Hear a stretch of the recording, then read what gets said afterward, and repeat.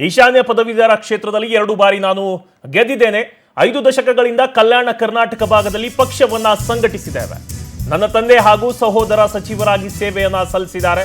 ಹೀಗಾಗಿ ನಾನು ಕೂಡ ಸಚಿವ ಸ್ಥಾನದ ಆಕಾಂಕ್ಷಿಯಾಗಿದ್ದೇನೆ.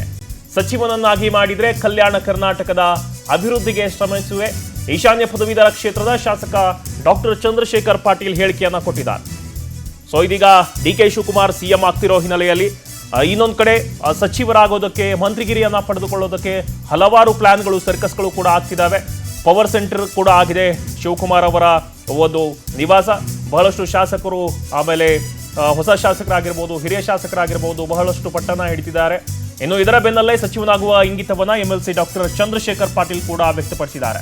ನಾನು ಈಶಾನ್ಯ ಪದವೀಧರ ಕ್ಷೇತ್ರದಲ್ಲಿ 2 ಬಾರಿ ಗೆದ್ದಿದ್ದೇನೆ.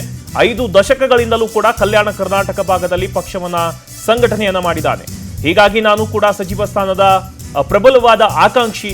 ಸಚಿವನನ್ನಾಗಿ ಮಾಡಿದ್ರೆ ಕಲ್ಯಾಣ ಕರ್ನಾಟಕದ ಅಭಿವೃದ್ಧಿಗೆ ಶ್ರಮವನ್ನ ಪಡ್ತೇನೆ ಅಂತ ಈಶಾನ್ಯ ಪದವೀಧರ ಕ್ಷೇತ್ರದ ಶಾಸಕ ಡಾಕ್ಟರ್ ಚಂದ್ರಶೇಖರ್ ಪಾಟೀಲ್ ಹೇಳಿಕೆಯನ್ನ ಕೊಟ್ಟಿದ್ದಾರೆ.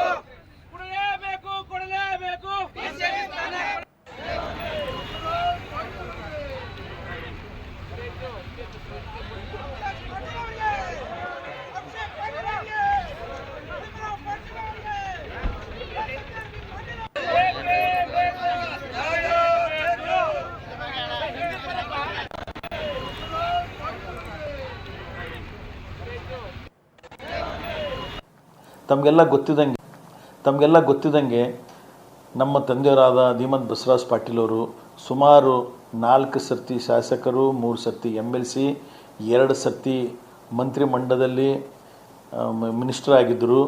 ಅದು ಅಲ್ಲದೆ ರಾಜಶೇಖರ್ ಪಾಟೀಲ್ ಸಹೋದರರಾದ ರಾಜಶೇಖರ್ ಪಾಟೀಲ್ ಅವರು 4 ಸರ್ತಿ ಶಾಸಕರಾಗಿ, 1 ಸರ್ತಿ ಮಂತ್ರಿಯಾಗಿ, ಮತ್ತು ನಾನು 2ನೇ ಸರ್ತಿ MLC ಆಗಿದ್ದೀನಿ. ಮತ್ತು ನಮ್ಮ ಸಹೋದರ ಇನ್ನೊಬ್ಬರಾದ ಭೀಮರಾವ್ ಪಾಟೀಲು MLC ಆಗಿದ್ದಾರೆ. ಅಂದರೆ ಇದು ಏನು ತೋರಿಸ್ಕೊಡ್ತದ ಅಂದ್ರೆ ಕಲ್ಯಾಣ ಕರ್ನಾಟಕ ನಮ್ಮ ಗಡಿ ಭಾಗದಲ್ಲಿ ತಂದೆಯವರಾದ ಬಸವರಾಜ್ ಪಾಟೀಲ್, ರಾಜಶೇಖರ್ ಪಾಟೀಲ್ ನಾವೆಲ್ಲರೂ ಕೂಡಿ ಸಾಕಷ್ಟು ಸೇವೆ ಸಲ್ಲಿಸಿದ್ದೀವಿ. ಸುಮಾರು 50 ವರ್ಷದಿಂದ ನಮ್ಮದಾದ ಒಂದು ಕಾಂಗ್ರೆಸ್ ಪಕ್ಷದಲ್ಲಿ ಈ ಸಂಘಟನೆ ಮಾಡಿ ಇಷ್ಟೆಲ್ಲ ಸೇವೆ ಸಲ್ಲಿಸ್ತಾ ಇದ್ದೀವಿ. ಅದಕ್ಕಾಗಿ ನಾನು ಯಾಕಂದರೆ 2ನೇ ಸರ್ತಿ ಆಯ್ಕೆ ಆಗಿದ್ದೀನಿ. ಮತ್ತು ಇನ್ನೂ ಈ ಕಲ್ಯಾಣ ಕರ್ನಾಟಕ ಯುವಕರಲ್ಲಿ, ಗ್ರ್ಯಾಜುಯೇಟ್ಸ್ ಆಗಲಿ ಯಾವುದೇ ಸಮಸ್ಯೆಗಳನ್ನು ನಿರ್ವಹಿಸುವ ಸಲುವಾಗಿ ನಾನು ಮಂತ್ರಿಮಂಡಲದಲ್ಲಿ ನನಗೂ ಆಯ್ಕೆ ಒಂದು ಸ್ಥಾನ ಕೊಟ್ಟಿದ್ರು ಇನ್ನೂ ಸಾಕು